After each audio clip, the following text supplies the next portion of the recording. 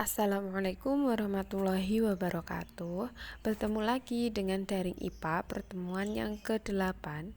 Hari ini kita akan membahas tentang struktur dan fungsi jaringan pada daun. Yang pertama, kita bahas struktur daun. Lihat pada gambar yang ada. Gambar tersebut merupakan gambar struktur daun dan bagian-bagiannya. Pada daun itu terdapat jaringan epidermis, jaringan dasar, dan jaringan pengangkut.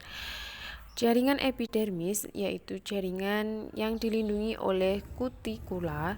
Epidermis daun dapat membentuk stomata dan trikoma. Selanjutnya ada jaringan dasar, ini terdiri dari jaringan tiang atau palisade. Ini banyak mengandung kloroplas. Jaringan palisade ini tersusun rapat. Terus ada jaringan bunga karang atau jaringan spons. Ini bentuknya tidak teratur, bercabang, mengandung sedikit kloroplas dan tersusun renggang. Berikutnya ada jaringan pengangkut. Jaringan pengangkut ini terdiri atas flem dan xilem. Apa sih yang dimaksud dengan flem dan xilem itu? Flem yaitu mengangkut hasil fotosintesis dari daun ke seluruh tubuh tumbuhan. Kalau xilem mengangkut air dan zat hara tanah dari akar ke daun. Jaringan pengangkut ini ketika semakin dekat dengan ujung tulang daun dan cabang tulang daun, susunan berkas pengangkutnya semakin sederhana. Untuk lebih jelasnya, ayo simak penjelasan berikut ini. Epidermis daun tersusun oleh selapis sel yang dinding selnya mengalami penebalan, yang bertujuan untuk mengurangi penguapan pada daun. Epidermis terletak pada permukaan atas dan bawah daun. Epidermis pada beberapa tumbuhan dapat mengalami modifikasi menjadi stomata, trikoma, dan sel kipas, sehingga memiliki fungsi tambahan. Bagian kedua dari daun adalah mesofil. Mesofil terdapat di antara epidermis atas dan epidermis bawah. Pada tumbuhan dikotil, mesofil berdiferensiasi menjadi jaringan tiang dan jaringan bunga karang. Jaringan tiang memiliki banyak klorofil sehingga efisien untuk fotosintesis. Bagian ketiga dari daun adalah jaringan pengangkut. Jaringan pengangkut pada daun berupa tulang daun. Tulang daun pada tumbuhan dikotil terdiri atas satu tulang utama yang bercabang-cabang membentuk jala, sementara pada monokotil berderet sejajar sumbu daun. Bagian keempat dari daun adalah jaringan penguat.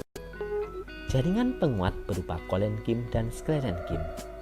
Kolenkim terdapat di sekitar tulang daun pada sisi dalam jaringan epidermis. Juga terdapat pada tepi daun tumbuhan dikotil. Bagian terakhir dari daun adalah jaringan sekretori. Jaringan sekretori dapat berupa kelenjar, sel resin, sel tanin, atau sel mirosin. Kelenjar dapat ditemukan pada daun-daun lebar berupa massa sel-sel parenkim yang padat di ujung berkas pembuluh. Contohnya adalah rongga minyak esensial yang terdapat pada mesofil daun tumbuhan jeruk.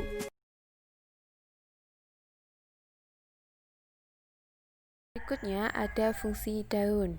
Apa sih fungsi daun itu? Fungsi daun yaitu sebagai tempat berfotosintesis yang terjadi di mesofil, baik di palisade maupun yang ada di spons. Daun ini juga sebagai tempat pertukaran gas yang terjadi di stomata. Di bawah ini ada reaksi dari fotosintesis. Reaksi fotosintesis ini silakan dihafalkan ya.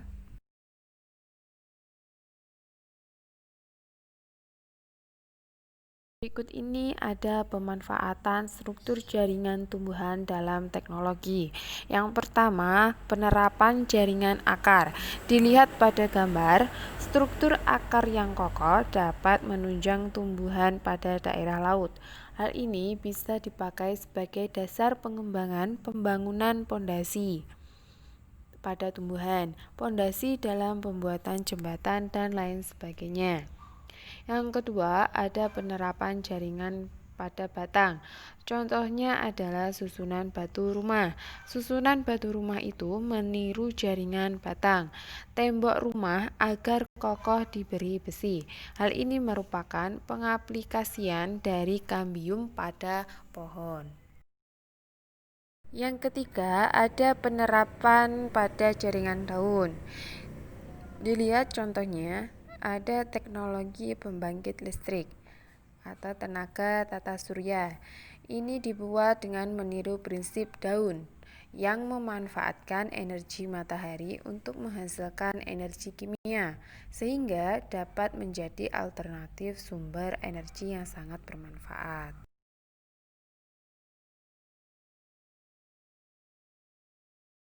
Dan terima kasih, semoga materi hari ini bermanfaat. Jangan lupa tugasnya dikerjakan. Semangat. Wassalamualaikum warahmatullahi wabarakatuh.